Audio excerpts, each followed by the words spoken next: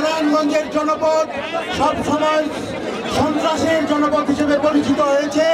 নারায়ণগঞ্জের জনপদ সবসময় নোংরা জনপদ হিসেবে পরিচিত হয়েছে। সেই নারায়ণগঞ্জ আমরা আর চাই না। আমরা একটি সুষ্ঠু সম্প্রীতির নারায়ণগঞ্জ চাই। এই নারায়ণগঞ্জে রিয়াগঞ্জ থেকে শুরু করে, সুমাইয়া থেকে শুরু করে, আদিল থেকে শুরু করে আমার ভাইয়েরা, আমার বোনেরা জীবন দিয়েছেন।